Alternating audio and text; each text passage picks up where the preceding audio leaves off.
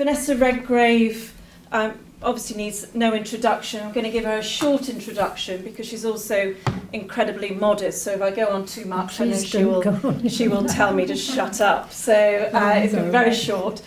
You've seen something about her work for UNICEF there in the film. She's a long-standing human rights activist, a good friend of these chambers, and we know just incredibly how hard she works, incredibly tireless, well, I mean, she's also just an amazing, amazing actress. So we're very privileged to have you here. Thank you very much. Lord Alfred Alf Dubs, call me Alf, former Labour MP, member of the House of Lords, and in relation to refugees, he has been very much at the forefront. You will have seen how he's made some very powerful speeches to try and get the political momentum moving and to try and to turn the words into actions.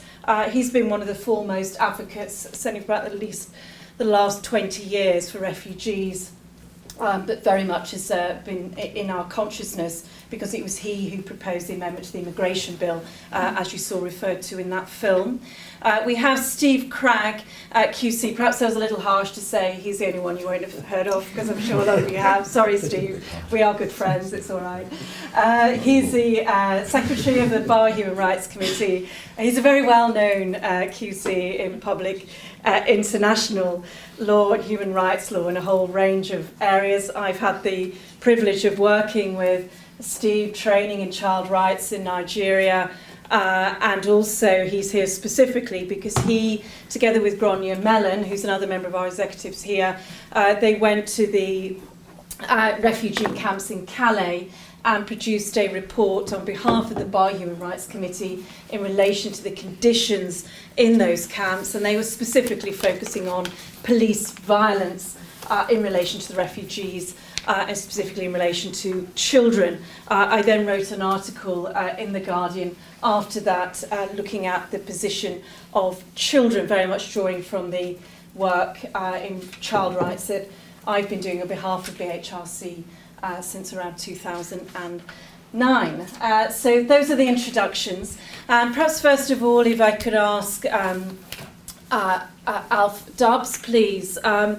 You speak there in the film, obviously, about your own experience on the transport, the kinder transport.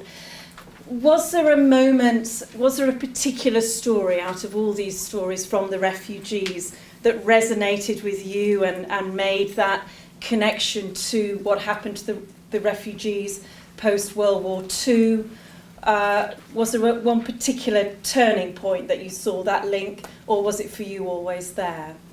Well, I think it was always there. But look, I moved the amendment not because of my background. Yes. In fact, I never talked about my background until just recently, when it all came to light, because I saw no reason to talk about it. Then the press seized on it, and then I felt emotionally it kind of helped to put the pressure on the government.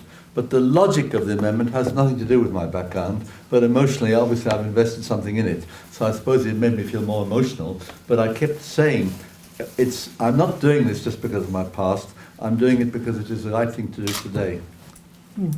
Thank you very much. Steve, I just want to ask you, please, about the report when you went on behalf of the Bar Human Rights Committee. We are probably, specifically here, a gathering of particularly lawyers practicing in human rights, and also students and also activists and so on. What was the position like concerning access to lawyers in the camps for those refugees? Well, I think that's one of the things which struck both Gronya and I, was that there was almost no access to advice for people who were there. So people were there, they were waiting, they were trying to get across the channel to the UK. But what they hadn't had access to was anybody to tell them what would happen when they got here, if they got here, and whether it was actually the right thing for them to do. Obviously, some people have contacts here, and it's the right place for them to try to get to. But for other people, it might not have been the right thing to do, and other advice could have been given to them, for example, applying for asylum in France, or that kind of thing. That's what people needed, to have people giving them realistic advice about what they should do next. Thank you. And Vanessa, if I could just ask you, please, about just a little bit about the film, which you said, I mean, you refer it to really as a work in progress. I mean, it is quite amazing as the idea to actually making the film in the first place. Where did that come from? I suppose it must have come from kind of the way I was trying to explain things on film, and I was a little bit in doubt as to whether to put myself into the film, because I was very anxious for it not to be about me. But then I realised, and my son said so, and I think my daughter felt the same, that what I had to remember, or did remember, having been through light on today in a very unusual, specific way. So at that point I got confidence. Sorry, thank you. At that point I got confidence. But you see, actually it's really, I said on the film, I mean, I think the best answer is that I said on the film how I heard the United Nations radio broadcast of the Declaration of Human Rights, and some of the clauses, the articles they're called, as you know, were illustrated with little scenes. And that, of course, enabled me to really get my head around, as a listener of 12 or 13 years old, what they were talking about, particularly because, while not suffering at all, I've been in the war. 2 uncles fighting the war, one of them killed, my father in the war till he was injured. And so it was deep in my consciousness from the very beginning of that time, deep in my consciousness, that my family were fighting for dear life. Churchill made it quite clear we had to defeat them, or it would be a disaster for everybody living in Britain. And I guess you do know, much better than I do, that as a matter of fact it was Churchill who really pushed for, from the British side, for the European Convention on Human Rights in Europe. Now that has been obscured in all the talk. 1950. You've got some wonderful sayings up here in Doughty Street about democracy. I came back from Beirut and I saw that the UK PM pledges the UK to withdraw from European Court of Justice. To me, that sounds a note of such terrible danger that, you know, I just, that's another reason. Yeah. I think probably you're in a room where probably everyone would agree that we're very frightened of this sliding backwards and inward looking in terms of where we're heading. And you're referring there to Theresa May's focus on hard Brexit, which I also was just picked up when I arrived back as well a few hours ago. And yes. Frightening times. And I think one thing that we're trying to do with this gathering as well is to try and look at solutions to see how best we can assist, particularly using law. And I know some barristers here who are working on some cases, and particularly working on some cases in the future as to ways to actually assist the refugees. So do think creatively as well as to what you can all be doing, because you don't actually need that many people to make a change and to make a difference. It's just a matter of communicating and keeping those networks going. So questions, please. Who would like to go first? If you could introduce yourselves, where you're from, if possible, unless you need to be anonymous for death threats, but I don't think it's one of those gatherings. Or maybe possible solutions or ideas. Possible solutions, ideas, you could perhaps throw them in at the same time into the mix. That would be great, thank you. So we've got a hand over there. Hello, my name is Tudor, I'm from Cardiff. There's a number of questions, but I guess, as you mentioned, solutions. I recently visited the jungle myself and met the Info Refugee Bus, which provides legal information rather than advice to the residents on the camp. I've recently been trying to help by getting people to do posters that describe country home guidance on countries where a lot of the residents are from, and I'd be more than happy if anybody wants to help me with that, if any barristers want to help edit and look over the pieces. But my question is, we've talked about police violence, we've talked about lack of legal advice, and we've talked about the unaccompanied minors in Calais. With the forthcoming evictions, this is addressed to any of you, how do you see the British government making sure that, you know, there is no police violence and that the unaccompanied minors are taken care of? Yeah. So how do we on this side of the channel ensure that that there is no police violence to those in the camps when the evictions take place, which certainly seems to be going ahead? So one for Steve Cragg, please. Get out there, Steve, is one answer. But Good question. Yeah, get out there. Well, I think the question was more about sort of how I think the government in this country puts pressure on France to ensure that there is no violence. One of the we were in the camps in March, and one of the striking things about it, for anyone who's been there, I think, is the police presence outside the camps and inside the camps. Great big vans of tooled up police officers all around, and of course when you start to speak to the people in the camp, then it becomes clear that almost everyone has witnessed or been victim of police violence whilst they've been there. So one can, and I think we were also there. I think a week after half of the camp was demolished the week before, and you could see the remains of that. You could see it'd been a very brutal eviction of half the camp, and of course you had the refugees from one half of the camp having to move across to the part of the camp that remained. So I think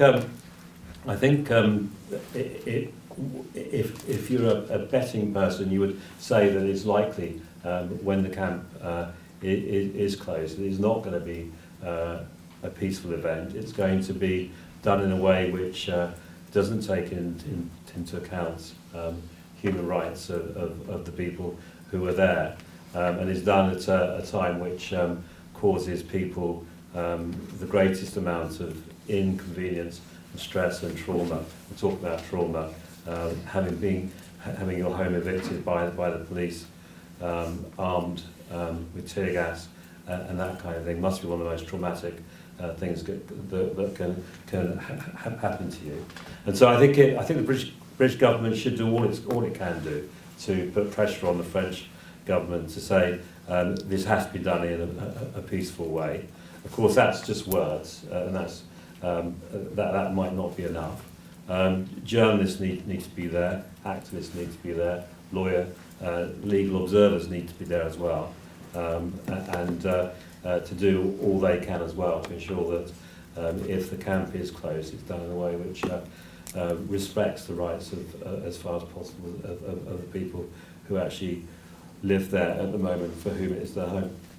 I think that's a good point, in that if there actually is a lot of light and reporting as to how something is done, then it does seem to moderate the behaviour of the state. So whether there can be an official international observation, Lord Dubbs, is that something that might be able to be discussed in relation to the camp eviction, do you think? Well, first of all, I'm fearful as to what will happen based upon what the French have done in the past. Yeah. And I think the British and French governments are in cahoots. Yes, so do I. I think that there seems to be a lack of political will on the part of the British government.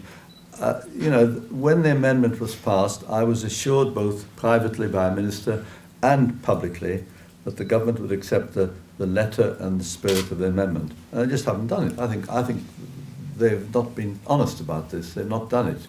So And I fear that they blame the French, and the French say we don't want any more people here as a magnet and so on, and nothing proper is happening. A handful of Dublin 3 kids have come here, but that's thanks to British NGOs, not thanks to the officials on either side. So I think that the more people there are watching what's going on, the more publicity there is, the more likely it is that we can at least lessen the damage that's going to be done by the two governments acting together. But I just think in years to come, we'll look back upon this period as one of absolute shame for Europe, that in a rich continent, 30 miles off the coast, 30 miles from Dover, the French and British governments are sitting there and allowing this dreadful tragedy to develop. Yeah, I mean, again, complete agreement there that we're in the middle of our own historic wrong as to where we're at the moment, and that's probably something that those of you in NGOs, those of you in different lawyers' organisations, the Bar Human Rights Committee as well, can consider to find out the date of the eviction is always rather tricky, but to actually send people over as well. I just wanted to add to that because I was there yesterday. Katie Thorne, who sorry. should get the mic. Katie Thorne, I should say, it's Doughty Street Chambers. She's been absolutely amazing with humanitarian work, back and forth, absolutely incredible, and we're all completely in awe of her. She's been back and forth to Calais for some time. So, Katie, thank you.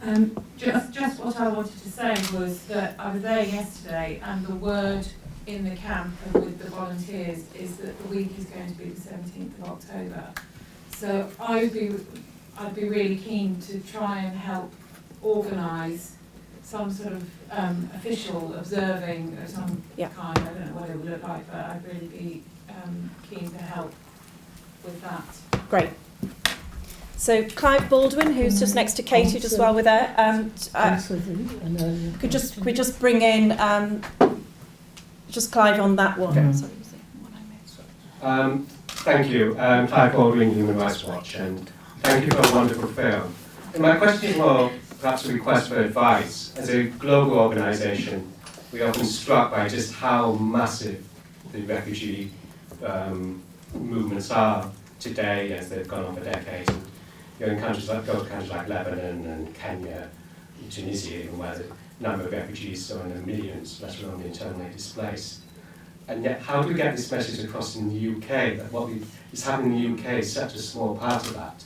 And even what strikes us is something like Libya, where the situation today is partly the responsibility of the British government, and yet it's all here, people will not even talk about that, let alone when seeing refugees coming from Libya or sitting far from Libya, even get that discussion begun about, at least on this, there's a degree of responsibility.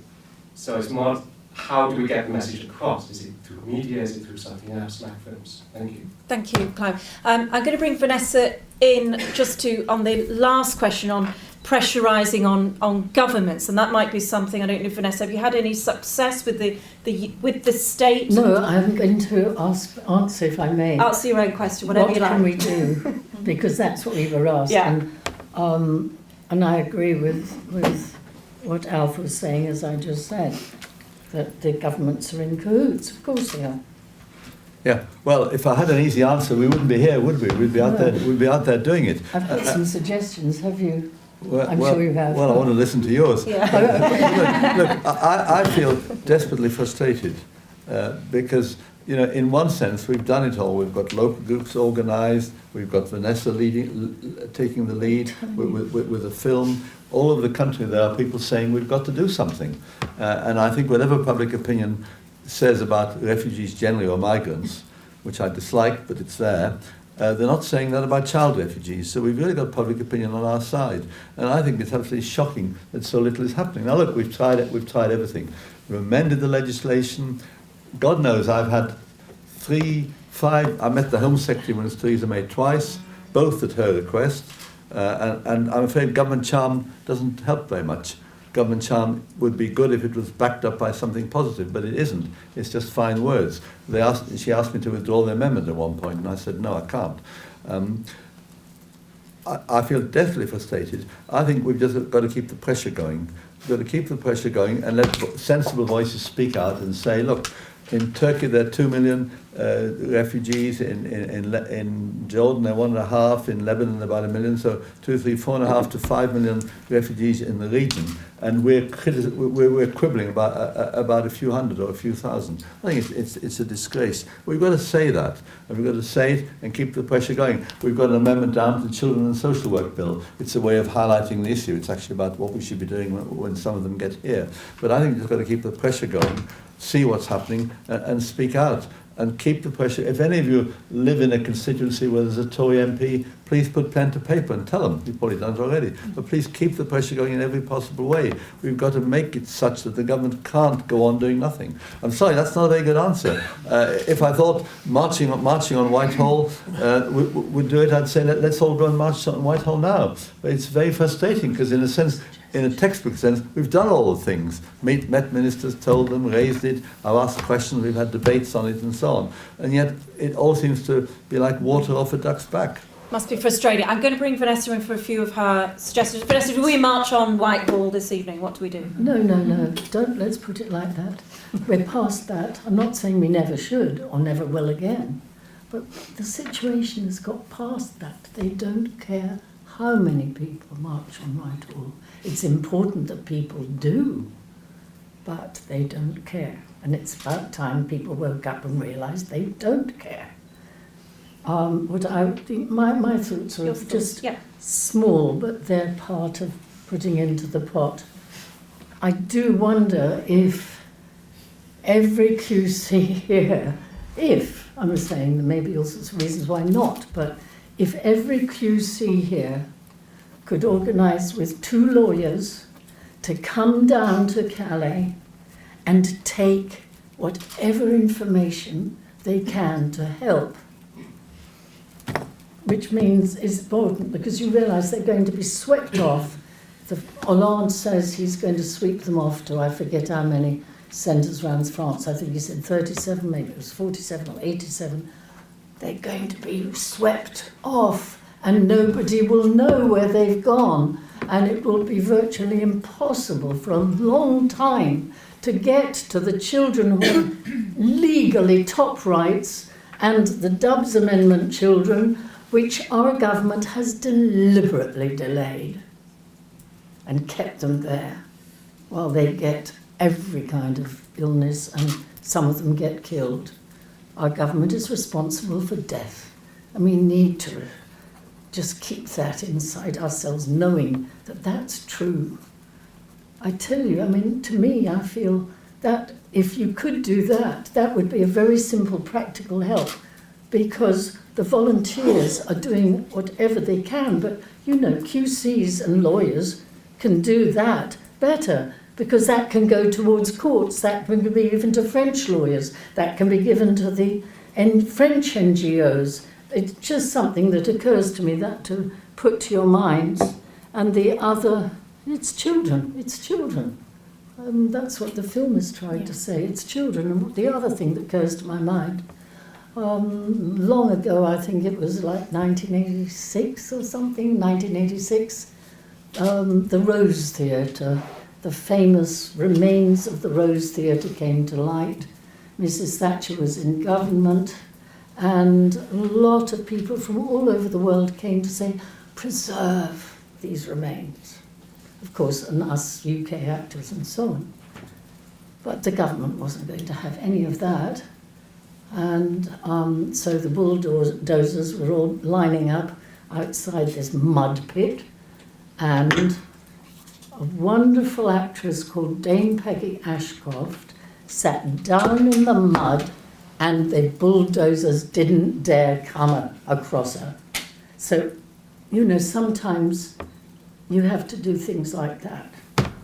So it's something to bear in mind, because if Dame Peggy did that, and she was part of the generation my father was part of, that tried to help refugees, well, then I can do that. I can go and sit in the mud in front of the tear gas and so on. I'm not suggesting the QCs do, because you've got to. Listen, you're fighting to save democracy in England, all of you. Forgive me getting vehement like this. What you're doing is literally going to, or not, or fail to keep democracy alive. That's it as far as I can see. It's that close. So, so I'm just putting myself on the line because I'm old enough for it not to matter. I'll sit down with you. Okay. Before the bulldozers. That gives me courage. Okay. Thank you.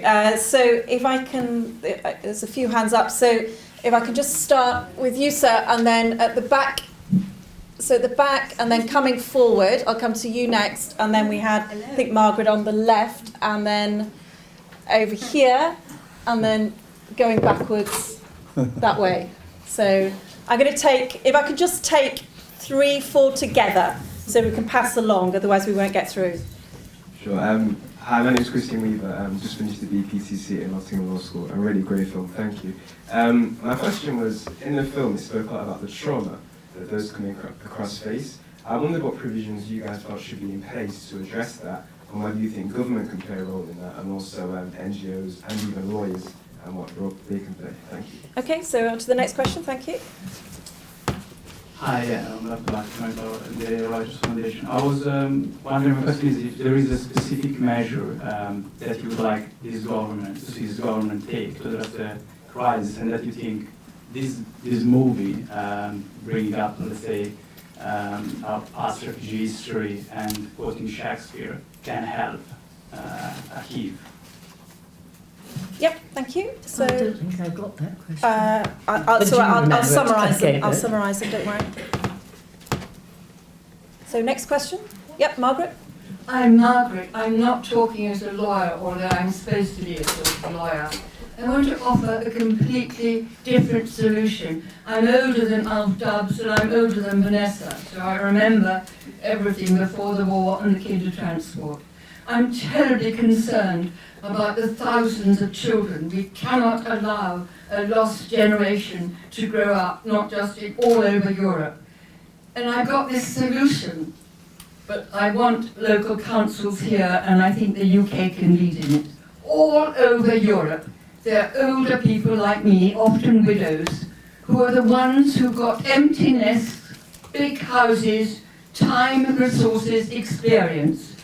Our local authorities cannot cope even with finding homes for our own children who need fostering. And in fact, that bureaucratic framework in local council is not always appropriate to give a home to an unaccompanied child who needs love, another family, nurturing. I am the privileged proxy grandmother of a young Afghan boy who came 13 years ago, an unaccompanied Hazari who'd never been to school. He got to Cambridge and he's now a doctor, and he's a cousin of all my grandchildren.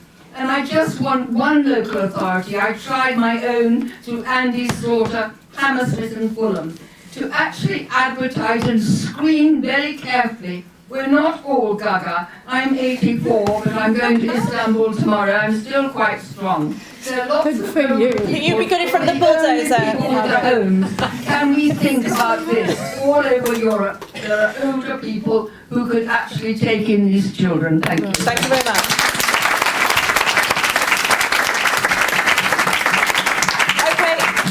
Can I just move away from this side, take 2 from here, because this side of the room is going to rebel in a second because I've been looking that way. So we just take 2 from there and then I'll come on to the others. Okay, I'm the granddaughter of a lady who came with a Kindertransport who actually was Boris Johnson's headmistress. And so people do have success, and I think there are several issues I wanted to raise quickly, but just thank you very much, first of all, for making this film.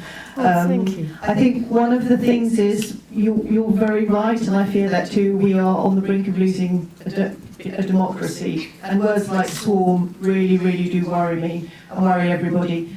Why are people scared? I think one of the things is that we have a huge number of immigrant communities here who people feel ready. How do we absorb more immigrant communities? What do immigrant communities bring? That word immigrant already just irks a lot of people.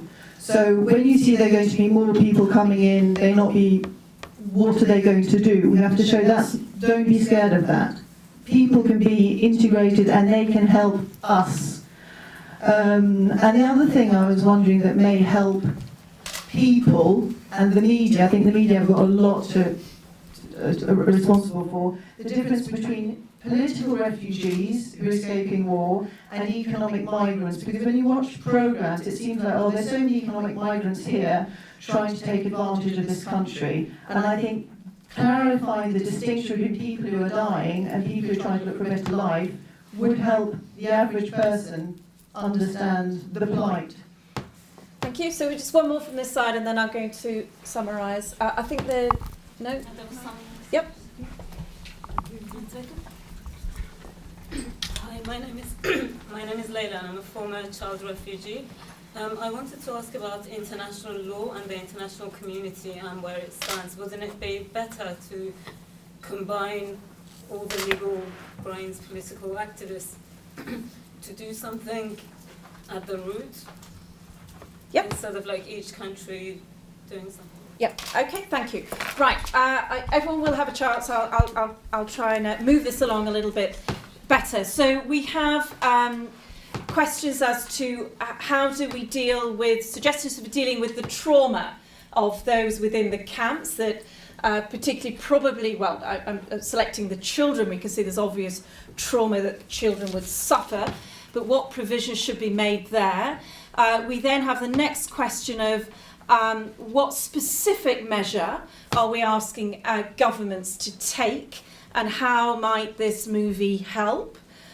We have Margaret's point on local councils should make fostering easier. Now, this is something perhaps that's being done in the US to a degree with the organisation that, which was a Miliband, David Miliband, is the one who lost. David Miliband. In fact, they both lost, in fact, in the end. The International Rescue Committee have been making big steps there to make actually bringing children into the homes easier, so into people's homes. But again, how do you have appropriate safeguarding provisions for children who and adults who have been through considerable trauma? Next question for the panel is how do we absorb more people within the UK? There's pushback of concerns of immigrants coming in, and when there's high unemployment in certain areas, there's pushbacks from people within the UK. This comes back to Clive's point from Human Rights Watch: how do we get the message across that there's nothing to fear?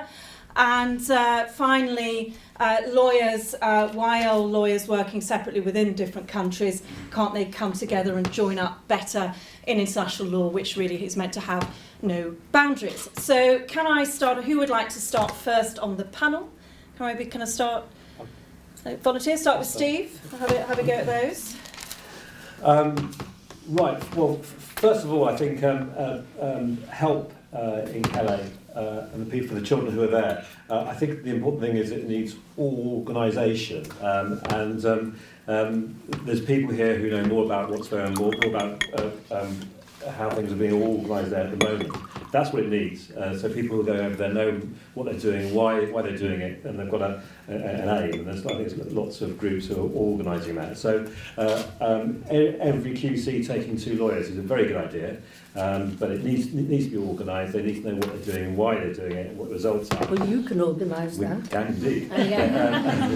But there's people in the room who are ahead of it at the moment. I would say, though, that, of course, this is something which is happening, which is very close to us, and so it's easy to get there. You drive down to Folkestone 2 hours, you get on the Eurotunnel, and it's 10 minutes when you're at the other end. This is a chance for lawyers to go and do something abroad, some human rights work abroad on your own doorstep. So very much encourage people to do that. Same with, I think, and I think it's also important, and one of the things we tried to do in our report was to talk to French lawyers as well. So there are French lawyers there who are doing similar kind of work. There's French lawyers there taking statements at the moment about police violence. And also the case studies as well, making cases for people who want to apply to come here. Same with psychologists and traumas. We met some psychologists from Médecins Sans Frontières when we were there. And again, I mean, all that is important, coordination with the French, and can be done, and we can all help on that. I think about people being. I think there's a need for more education in this country still for people to really recognise the problem for refugees and also that it's all our problems. It's not just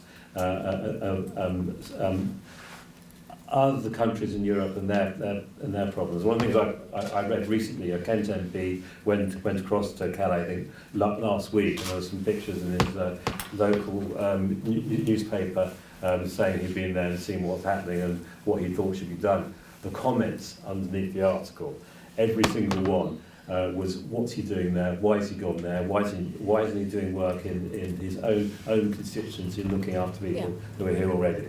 And that is all of us in this room, I think, probably thinking the same way, but there's an enormous amount of work to be done to educate people, to widen their horizons and actually think about the world outside their own front door.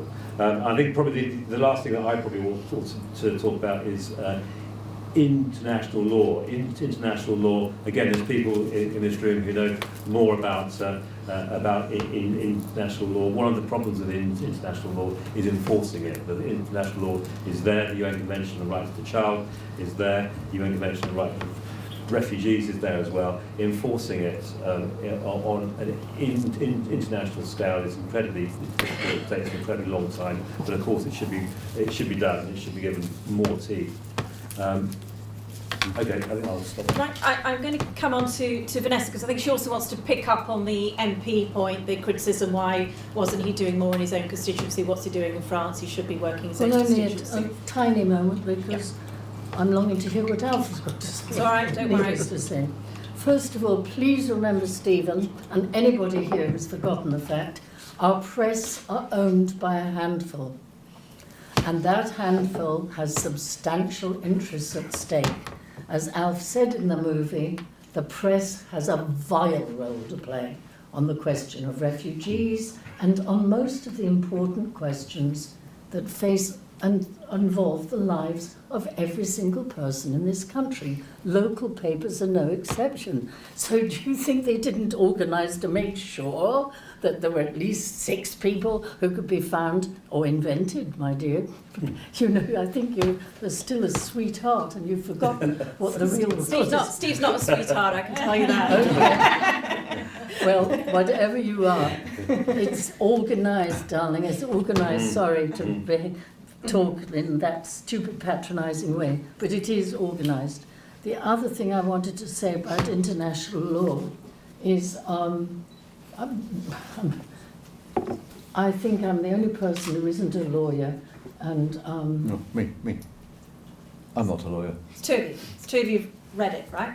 Oh yes, but you helped create this. This is your house. This is House of Lords. Now, the House of Commons produced a report. I have to say, having read both, the House of Lords is infinitely superior. I'm sorry, it's just a fact. Now, this is answering you, Leila, because I'm not saying whether immediately go and get this report, but if you were to read this report, and I'm sure the Bar of Human Rights Committee could get some copies, if you read this, you'd find out how it is that the European human rights law is not being applied by the UK, and which is constantly in breach of European human rights law, plus even Sweden, which is generally speaking got a better record, and so on. All the countries, and you'd find reference quoted every single place, the witnesses, the documents, etc., from Europe. You'd find out this is what you're born to do. This is what you're born to do. This is why it's so wonderful and important that you've all come to see the film, because not that the film's got anything to teach anybody here, of course not, but it's just taking us to a place where we can remember what it is that's at stake. That's all my film does, to remember what's at stake for the children. that's I've said my bit. Can I just have a little go? Oh, sorry, I've forgotten about you. Yes. Okay. I'm not very good chair, am I? Sorry, yes. Look, very briefly, because there's so much in these questions, it goes to the heart of a lot of the issues. First of all, shock or trauma. Liz Clegg, who's a firefighter who's working in the mother and child unit in a double-decker bus, which was donated by, who was it who donated? Yes, it was Julia Stevenson. Anyway, she said, when the young people get here, if they do, they will be very shocked, they'll be very traumatized, and they need extra help and support. It may not be obvious on the surface, but deep down she's very worried that they'll think they've come to a promised land when they do get here, and it'll turn out not to be a promised land, and there'll be psychologically a very difficult situation for them, and they will need a lot of skilled support, counselling, help, and so on. Point one. Point number two, what should the government do? Well, I say just get on with it, you know, and we've talked about that. A lot of the young people should be here, could be here, and disaster will befall them if they don't find safety, and Britain should be one of the countries that gives them safety. Could I just deal with the point about fostering? I was at a meeting at Hammersmith Town Hall. I will say this for Hammersmith Town Hall, that the leader and the council are putting themselves out a great deal for refugees, probably more than any other council. I can give you chapter and verse on that. Now look, we asked at the previous meeting, we asked one of the officials dealing with fostering, and she said it takes 6 months to vet, monitor and assess people who volunteer to be foster parents. And I said, that's a long time, and he said, that's how long it takes. Now, even one could shorten that. The trouble is that with all the tragedies we've seen, you know, children in Britain, they are being so careful now, and you can understand that, because if anything happens to a child that's under their supervision, or could be under their supervision, then all hell breaks loose, and they lose their jobs, and all sorts of terrible things happen. So there's a lot of caution about. And I only say that one has to respect that, even though perversely the dangers in Calais are greater than they would be if we took a chance on fostering here. But we have to respect why people are not prepared to take a chance who are in the childcare business, who are experts. And just two other quick points. One is on international law. I was told by a family law lawyer, I've got to meet her, that obviously the French are in breach of their own family law. And maybe it isn't just immigration lawyers we need, it's also family lawyers we need to bear on the situation there. And lastly, this big question, what do we do about public opinion? There's a penultimate question. I don't know, whoever taught Boris Johnson failed in their education. I'm sorry to be about it. Look, the referendum has had a spike in hate crime, and that has affected all people who've come from elsewhere. But of course, it's made refugees seem very vulnerable, and it has made public opinion. When Boris Johnson says 70 million Turks are poised to come to Britain, I mean, when I did knocking on doors during the referendum campaign, I pointed out that if you went to hospital, most of the people looking after you were migrants and so on. They said, yeah, it's not those, it's the ones that are about to come. And I'm afraid the referendum has instilled a lot of anxiety and fear, which has made this country a nastier place than it used to be. And I feel very angry about that. At the Polish Centre in Hammersmith, they scrawled hate graffiti on the walls. I know of people who've been here 30 years and being told, when are you getting out of here? So the politicians have a lot to answer for who indulge in that sort of rhetoric during the campaign. And we've got to start countering it. All we've got to say, I mean, somebody wrote to me a letter and said, you're trying to encourage these children to come here so that they all become terrorists like you. Signed Tony. Tony, anyway, I don't okay. But you know, there is a nastiness afoot, and even the milder letters say we can't afford to do this, we've got to look after our own. Well, it's not, quite honestly, it's not the political opposition's fault the government is cutting back on local authority support and childcare services, and the refugees shouldn't be made the victims of that bit of government policy. I shouldn't get too political here, but you can see what's going on in the Birmingham conference. I think we've all got to do something to fight this, fight these attacks on refugees. We've got to say that refugees should be welcome here, that many of them have made a contribution here, will go on making a contribution, and we cannot sit aside and just do nothing and let these people suffer in terrible danger.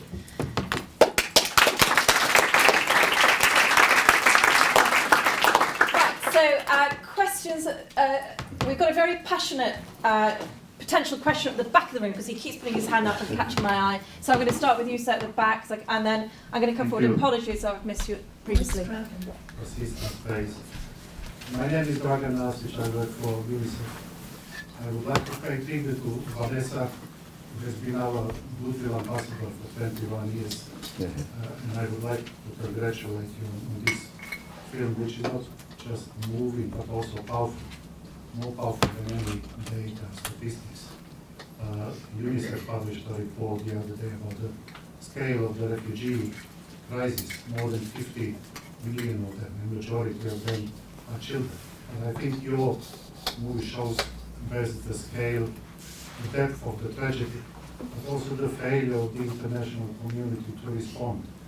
And specifically with regards to the Mediterranean crisis, the lack of the common European response. Instead, we see walls being erected and borders being closed. So thousands of children are now stranded in Greece and Italy and being abused, violated, and exposed to exploitation. I don't have a question, it's more sort of appeal. I would hope, Vanessa, that your film is seen by policy makers here, but also in Brussels. My message to you are absolutely not to give up. I know that your amendment to the Immigration Act 2016 is meeting all kinds of barriers, but there are other opportunities, and please keep the issue on the agenda. And Stephen, yes, the international human rights law is imperfect. The Convention on the Rights of the Child has been ratified in the meantime by one more country. But there's only now one government that has not. It's just the US, yes. It's just the US. Somalia ratified the end of last year, so we've just got the US. Still a useful tool, and we have to hold it high as a mirror to the international community and to governments to show them what are their commitments to which they have to live up. Thank you. Thank you. Thank you very much. Valuable contribution from coming from UNICEF, who do amazing work. So can I do the stacking again, please? I'm going to stand up because I can't quite see you. So if we can ask, say who you are, and we can start with you and then come forward. I'm sorry, I'm pointing. That's okay. My name's Catherine Baxter, I'm a freelance journalist. Could you stand? Because then I can see. Would you mind just standing up, Catherine? Sorry, I actually do know you as well. I had to start with the person I know. Sorry, I'm a freelance journalist and I was in Calais just a couple of weeks ago for a couple of days. You partially answered it, but is the UK government actually in breach of specific international obligations in the way it's treating or failing to treat the unaccompanied minors in Calais who have a right to be here by either their delay, their inaction, or their failure to collaborate with the French authorities? Are there specific international laws or obligations that the UK is in breach of? And if Vanessa or Alf can just say they are in breach, that's a nice line for me. But you get how things work. Okay, thank you, Catherine. So who else has been waiting patiently? Yep.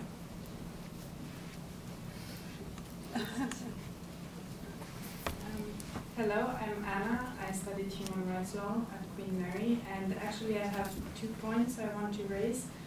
Firstly, I was in Calais and I wrote my dissertation about strategic litigation and the way in which it could help resettle unaccompanied minors to UK.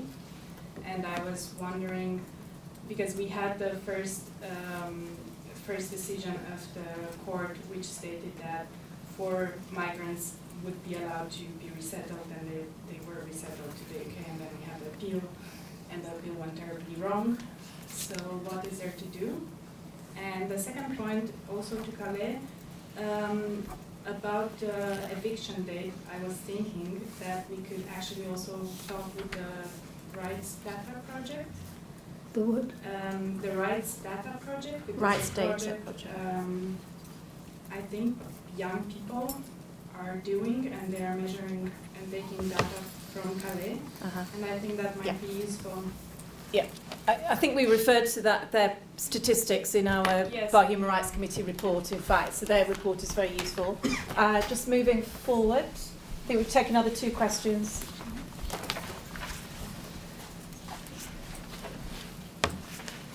Hi, my name's Elizabeth and I've been working supporting the volunteers in Calais since January. Many of them have been there for a year now and feel they are unable to actually leave, although they themselves are suffering from vicarious trauma. And you're probably aware of the incident about 3 months back with the big fire and the riots. I set up a project, a volunteer project, to support the volunteers working in the refugee camps in Europe, linking them with pro bono therapists to try and help them when they return to the UK.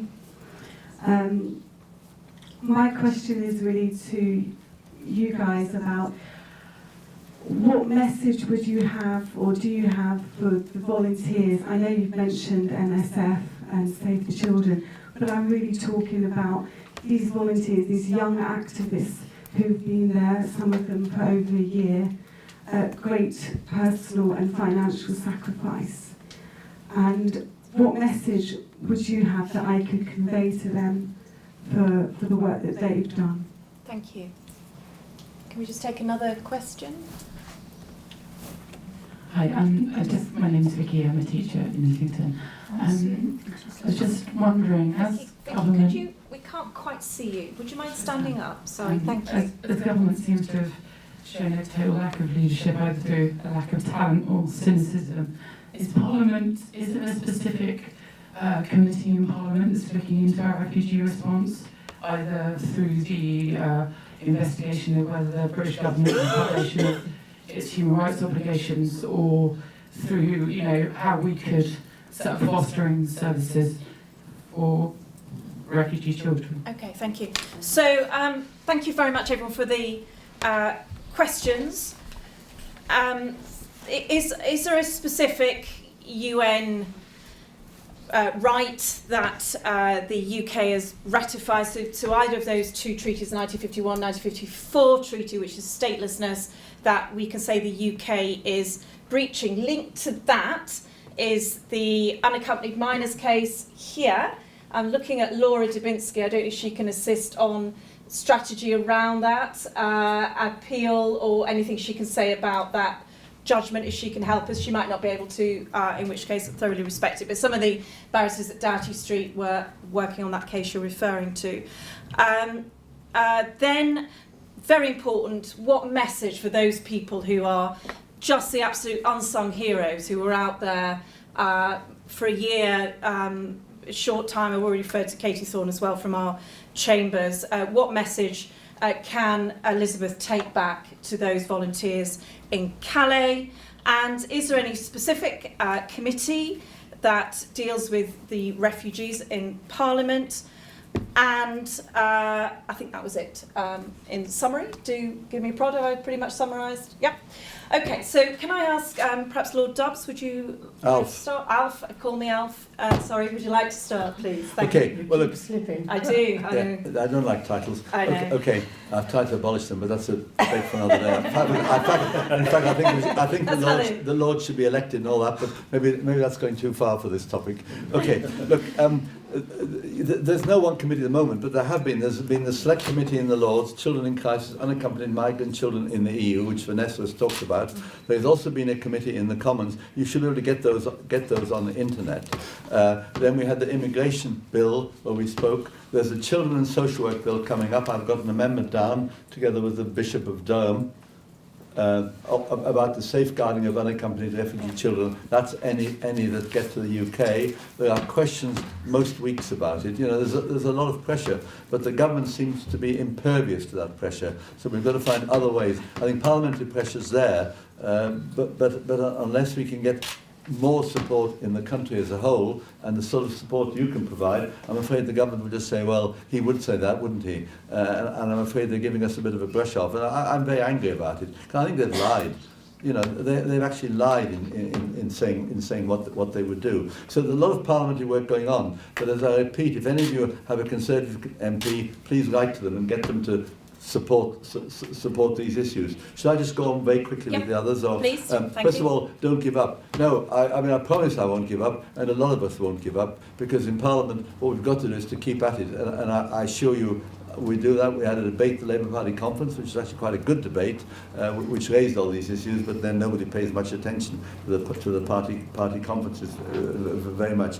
I think the UK is certainly in moral breach and probably in legal breach of our obligations. I think it is totally unacceptable what for the government to be doing nothing and stepping aside. Was there one other question? Oh, message for volunteers. Look, whenever I've been to Calais twice, and I've been absolutely humbled by the work of volunteers from small NGOs, Citizens UK, Safe Passage, Help Refugees, Liz Clegg, who is a retired she's a firefighter who's taken a year off. These are people who are doing it for nothing, and it is very humbling that people should be doing that, as it were, working for the rights that we would all support.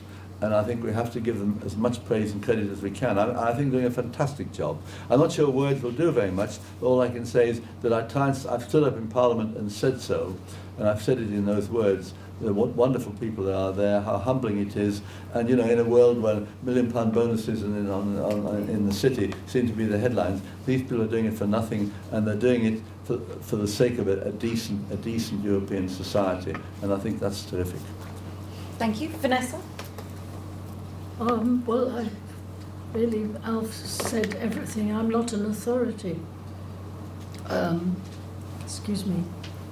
Well, as it's already been explained, here, for instance, are cited in the footnotes the particular breaches, constant breaches, habitual violations. That's something that the Bar Committee has to take up. So there we are with that. The specifics. And what message for the volunteers? My goodness, I just agree with everything that Alf said. I'm just making a suggestion that it's really important to find a way, and I don't know, I'm sure George Gabriel of Citizens UK and Laura and some of the others could organise it. There are people who would willingly come and learn what the volunteers are doing and try and do it so they get a decent break. I know a break isn't the proper answer. I know the problem is the volunteers just feel they cannot abandon the children and the mothers, and so they feel it would be intolerable, and that weight creates the most horrendous pressure on them. So all I can say was, why don't more people go to Calais and meet up with the volunteers? If it could be organised, an afternoon on a whatever, not for me to say. There's not many afternoons left by the look of it. But an afternoon spent thanking them and saying, keep in touch with us, we will help. Lawyers should be doing this like everybody else should be doing it. QCs should be doing it like all of us should be doing it. It means so much to know that there are people who know and appreciate, because I know they're at breaking point. Liz Clegg, it was somebody who explained to us, wasn't she, when we were down there with Alf a couple of weeks ago, what a firefighter. She's got firefighting behind her. That makes her stronger than most. She's told us how worried she was. I'm very worried for these girls mostly, they're not older. I can't say more than that, except always get in touch. When one gets terribly stressed, one tends to just keep going, and forget. I could make a phone call. I could say, come and help, please. Come and join me. Just company. Soup. But I think that thank you so much for that. But I think you are really appreciated, and you may not always get that message across, but do send it back. That the work you do is entirely, it's so worthy, because what you're demonstrating is that humanity does not have borders. It's not meant to have borders, and international law should not be having these boundaries. So you are actually putting that into action, and that's one of the reasons why the Bar Human Rights Committee decided to go out in March to try and at least give you, if it was limited what we could do, at least to try and give those people there some support, that we are with you, and we are supporting you, and there's many others here, and I could point to Katie Thorne, who's back and forth as well to Calais, but there's a huge amount of support. There was a time when there was a conference room in Doughty Street which looked like something out of an outdoor wear shop, because everybody was just donating whatever they could for her to take across. So there is a lot, as Alf has said, a lot of support from society. But I'm going to take another just 4 questions, and then we're going to have to stop there, please. So I'm going to come back over this side of the room. So perhaps if we just start there, and then we've got 2 more over here. And was there anyone else with a burning question? Great. Yes, please. Hi, I'm Charlotte. Thanks, Charlotte. And I was one of the barristers on the ZAT litigation. Charlotte, would you mind standing up? Charlotte Kilroy is one of the barristers who's been working on the this ZAT litigation. litigation which brought the 4 children that you mentioned earlier here. And I just wanted to answer your question about strategic litigation. So, shall I do that now? Please. So I think the answer to your question is there is a big role for strategic litigation, and litigation of all kinds. There's litigation that can be brought in France, there's litigation that can be brought here. It is being brought here. There are still cases being brought on behalf of children, both in relation to Dublin 3 and outside Dublin 3 under ZAT. And the Court of Appeal decision has not stopped that. On the contrary, what the Court of Appeal did was confirm that children could bring cases directly in UK courts where there had been a failure on the part of the French authorities to implement their obligations under Dublin 3. So that route is very much alive.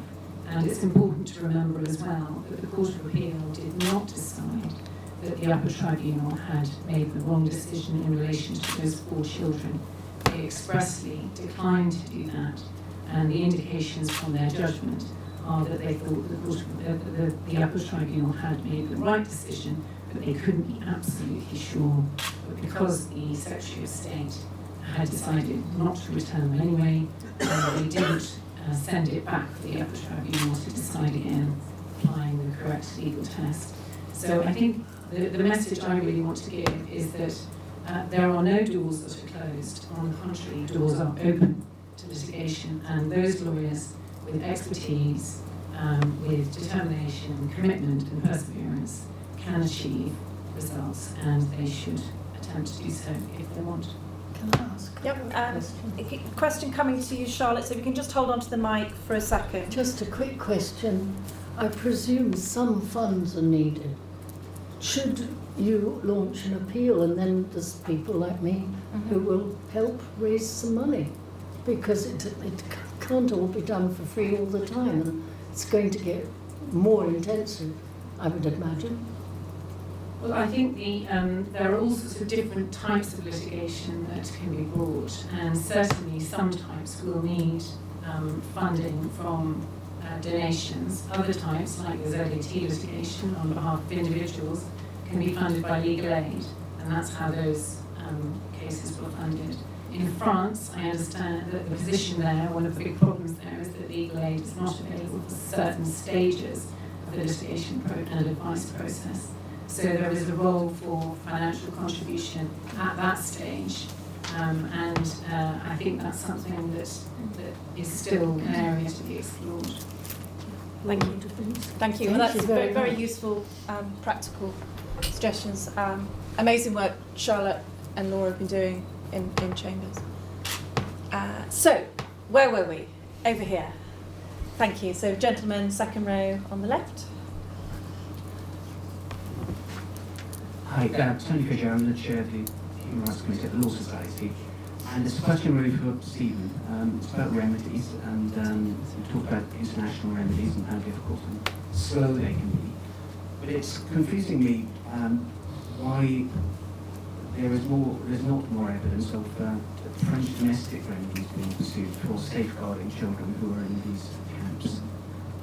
Because if 600 unaccompanied minors work in a camp outside one of our rural cities, then I'm sure that we would be doing something else, and I don't really understand why that's not happening in France.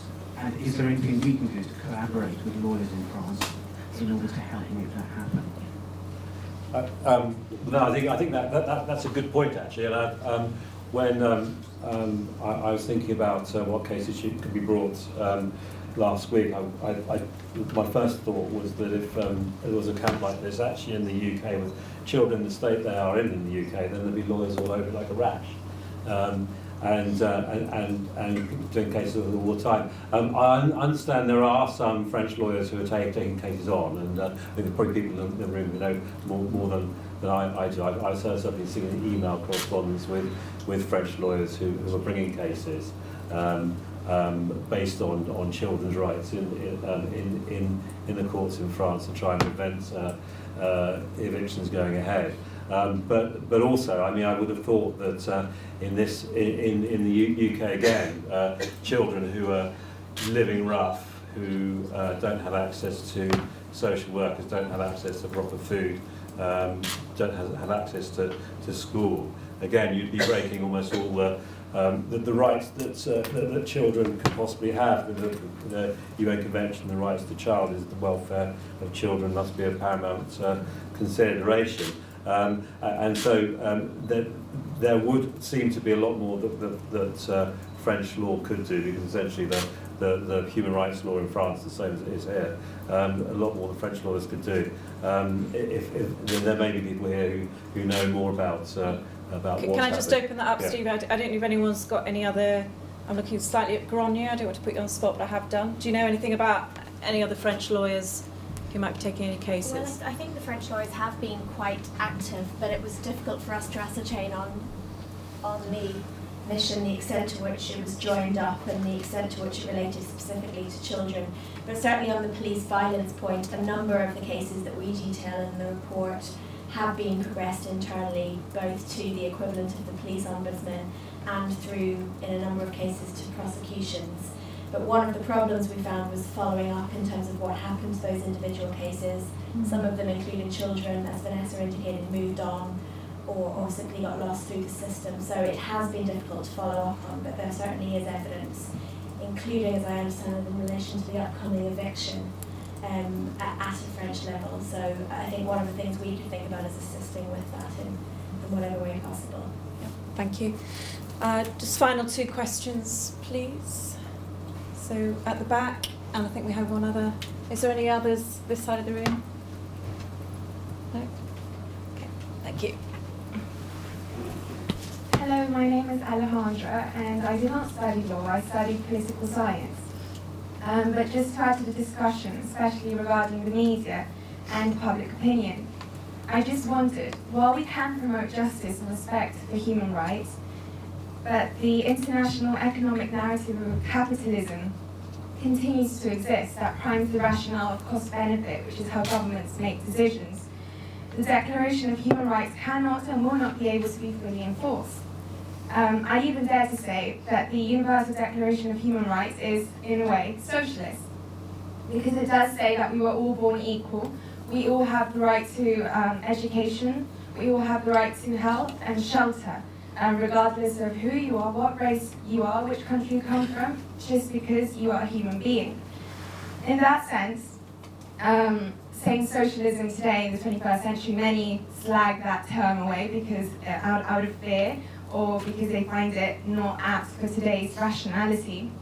However, I just wonder whether we can talk about promoting justice and respect for human rights, but some of you mentioned the importance of education, which I agree to, because I believe that changing the mindset of other people is essential. Some of you were mentioning immigrants and referring to refugees, but I think that we can discuss enforcing the rule of law, but the economic factor is also essential when it comes to combating these problems, such as refugees. Thank you very much. So, I mean, very interesting points, and actually a lot of the things you're saying there is all about reclaiming the language, so that this language that it's been so distorted that we're in the middle of, we start to turn it around to reclaim. Thank you. I don't know if there's any comments anyone wants to make on what she's just said. Or generally. Generally, should we just open up? Yeah, should we perhaps just have final comments? You go. Please, thank you. That's caught me hopping. Oh. I was all ready to say just one thing and then trying to listen really carefully.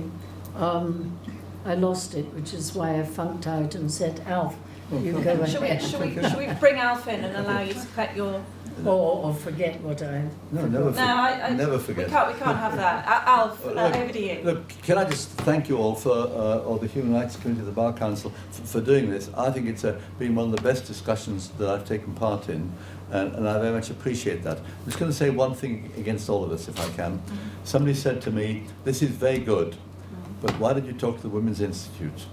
Why don't you talk to people who are not converted? And I promise you, before you ask me why not, that I've already dropped hints through somebody with the Women's Institute that maybe they should have discussions of this sort as well. So whereas this is important, there's also another side to it, which is the public opinion who are not party to the sort of thinking and ethics and humanitarian instincts that we have, and we've also got to talk to them. So if any of you know anybody in the Women's Institute, please let me know.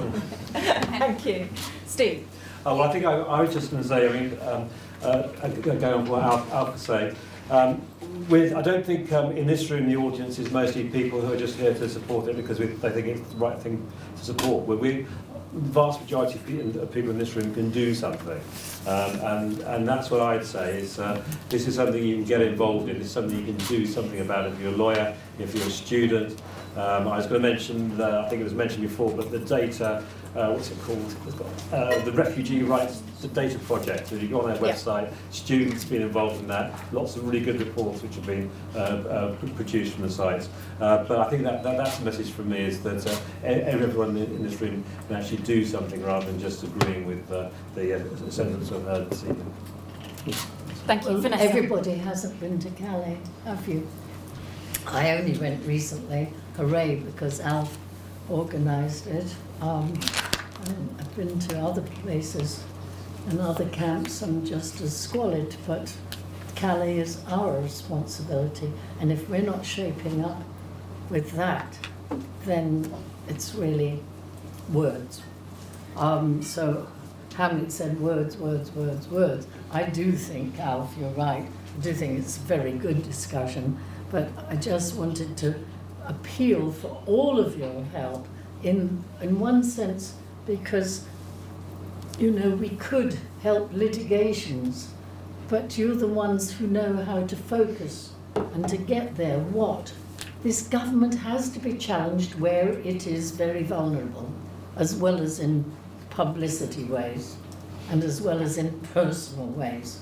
It has to be challenged, and all of you can point the way in each of your particular posts. In the 1930s, the Jews were the outcasts of the earth, along with many others that we weren't hearing about who were also suffering terribly. But that was Europe, and we're part of Europe, whether Theresa May likes it or not.